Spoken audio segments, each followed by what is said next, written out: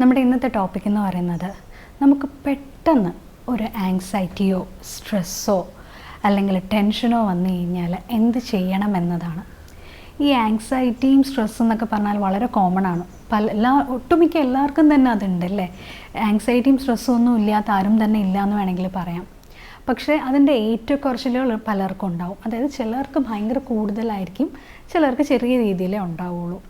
അപ്പോൾ ചില സമയത്ത് ഈ പേടിക്കുന്ന ഘട്ടങ്ങളൊക്കെ വന്നു കഴിയുമ്പോഴത്തേക്ക് നമ്മുടെ ശരീരം ഒരുപാട് സിംറ്റംസ് കാണിക്കും. ആ സിംറ്റംസിനെ എങ്ങനെ നമുക്കൊന്ന് താഴ്ത്തിക്കൊണ്ട് വരാം എന്ന് നമുക്ക് നോക്കാം. പലർക്കും ഈ ഒരു എക്സാമ്പിൾ പറയുകയാണെങ്കിൽ ഈ സ്റ്റേജ് ഫിയർ ഒക്കെ തന്നെ, പെട്ടെന്ന് സ്റ്റേജിലോട്ട് കയറുമ്പോൾ വരുന്ന ഭയവുമൊക്കെ പലപ്പോഴും പല ആൾക്കാരുടെയും ടാലൻസുകൾ പുറത്ത് കാണിക്കാൻ പറ്റാത്ത വിധം അവർക്ക് വലിയൊരു ഡിപ്രഷനിലോട്ട് അവരെ തള്ളിവിടാറുണ്ട്, ഈ പറയുന്ന ആങ്സൈറ്റിയും ഫിയറും ഒക്കെ. അപ്പോൾ നമുക്ക് പെട്ടെന്ന് നമ്മളൊന്ന് ടെൻഷനായാൽ നമുക്ക് എന്തൊക്കെ ചെയ്യാൻ പറ്റും, അല്ലെങ്കിൽ അതിന് എന്തൊക്കെ സിംറ്റംസ് ആണ് വരുന്നതെന്ന് നോക്കാം. നമുക്ക് ടെൻഷൻ വരുമ്പോഴത്തേക്ക് നമ്മൾ സ്വെറ്റ് ചെയ്യാം. അതുപോലെ തന്നെ കൈക്കും കാലിനും ശരീരത്തിനും മൊത്തം ഒരു ബലക്കുറവ് അനുഭവപ്പെടാം. ഭയങ്കരമായിട്ട് നമുക്ക് ബ്രീത്ത്, അതായത് ശ്വാസമെടുപ്പ് ഭയങ്കരമായിട്ട് കൂടുക. അതുപോലെ തന്നെ അങ്ങ് ഡൗൺ ആവുക, എവിടെയെങ്കിലും ഇരിക്കണം അല്ലെങ്കിൽ കിടക്കണമെന്ന് പെട്ടെന്ന് തോന്നുക. പിന്നെ നമ്മൾ സംസാരിക്കണമെന്ന് വിചാരിച്ച കാര്യങ്ങൾ സംസാരിക്കാൻ പറ്റാതെയാവുക. ഇങ്ങനെയൊക്കെയുള്ള പ്രശ്നങ്ങൾ സാധാരണഗതിയിൽ കാണാറുണ്ട്. അതുപോലെ തന്നെ ചിലർക്കൊരു പാനിക് അറ്റാക്കിലോട്ട് തന്നെ അത് പോവാം.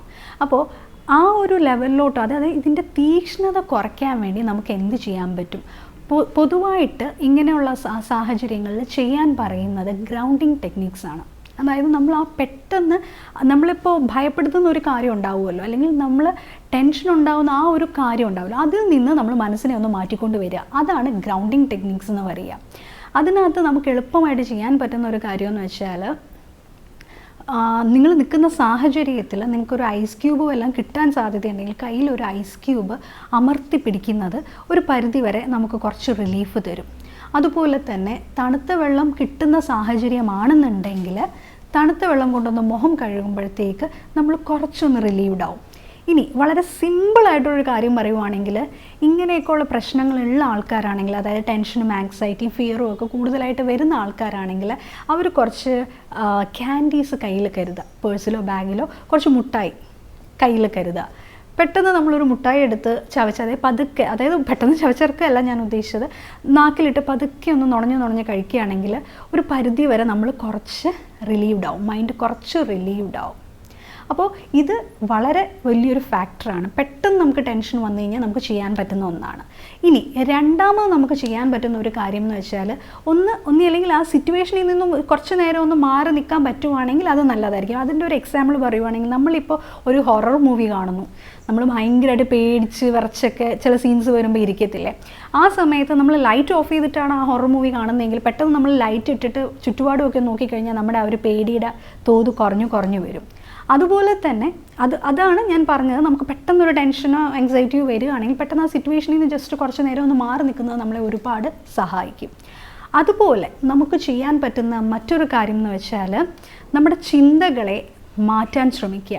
ഈ പറഞ്ഞതുപോലെ അത്ര എളുപ്പമല്ല, പക്ഷേ എങ്കിൽ പോലും സാധിക്കുമെങ്കിൽ അവിടെ നിന്നൊന്ന് ജസ്റ്റ് ഒന്ന് മാറി നിന്നിട്ട് നമ്മുടെ ജീവിതത്തിൽ നമുക്ക് സന്തോഷം തരുന്ന കാര്യങ്ങൾ ഉണ്ടാവുമല്ലോ, നമ്മൾ ഒരുപാട് സന്തോഷ നിമിഷങ്ങൾ, ആ സന്തോഷ നിമിഷങ്ങളെ പറ്റി ഒന്ന് ചിന്തിക്കുന്നത് നമുക്ക് കുറച്ചൊക്കെ നമുക്കൊരു റിലീഫ് തരും. ആ ഒരു സിറ്റുവേഷനിൽ നിന്ന് നമ്മുടെ മനസ്സിനെ ഒന്ന് കാമാവാൻ നമ്മളെ സഹായിക്കും. അത് വളരെ നല്ലൊരു ടെക്നിക്കാണ്. അതിനും നമുക്ക് പറ്റിയില്ല എന്നുണ്ടെങ്കിൽ പിന്നെ നമുക്ക് ചെയ്യാൻ പറ്റുന്ന ഒരു ടെക്നിക്ക് എന്ന് വെച്ചാൽ ബ്രീത്തിങ് എന്ന് വെച്ചാൽ, നമ്മൾ ഈ ടെൻഷൻ അടിക്കുമ്പോഴത്തേക്ക് നമ്മുടെ ബ്രീത്ത് വളരെ ഷാലോ ആയിരിക്കും, പെട്ടെന്നായിരിക്കും നമ്മൾ ബ്രീത്ത് എടുക്കുക. അപ്പോൾ ആ ബ്രീത്തിനെ നമുക്കൊന്ന് കാമാക്കേണ്ടതുണ്ട്. അപ്പോൾ അതിന് നമ്മൾ ചെയ്യേണ്ടതെന്ന് വെച്ചാൽ, പതിയെ ശ്വാസം ഉള്ളിലേക്ക് എടുക്കുക, സാവധാനം എടുക്കുക, എന്നിട്ടൊരു 3 സെക്കൻഡ് ഹോൾഡ് ചെയ്യുക ബ്രീത്ത്, എന്നിട്ട് പതിയെ ശ്വാസം പുറത്തേക്ക് വിടുക. അപ്പോൾ ഈ ഹോൾഡ് ചെയ്യുന്ന സമയം, നമ്മൾ ഈ 3 സെക്കൻഡ് ഹോൾഡ് ചെയ്യുന്ന സമയത്ത് നമ്മുടെ മനസ്സൊന്ന് കാമാവും, നമ്മുടെ മനസ്സിലെ അനാവശ്യമായിട്ടുള്ള ചിന്തകൾ ഇച്ചിരി ഒന്ന് മാറിക്കിട്ടും. അപ്പോൾ ഇതൊരു 6 തവണ ചെയ്യുന്നത് നല്ലതായിരിക്കും. ഈ പാനിക്കൊക്കെ വരുന്ന സാഹചര്യങ്ങളിൽ ഇങ്ങനെയൊന്ന് ചെയ്യുന്നത് നല്ലതായിരിക്കും. മാത്രമല്ല, ഈ പ്രശ്നങ്ങളൊക്കെ സ്ഥിരമായിട്ട് വരുന്ന ആൾക്കാരാണെങ്കിൽ മെഡിറ്റേഷൻ പോലെയുള്ള കാര്യങ്ങൾ ചെയ്യുന്നത് ഒരുപാട് ഉപകാരപ്രദമായിരിക്കും.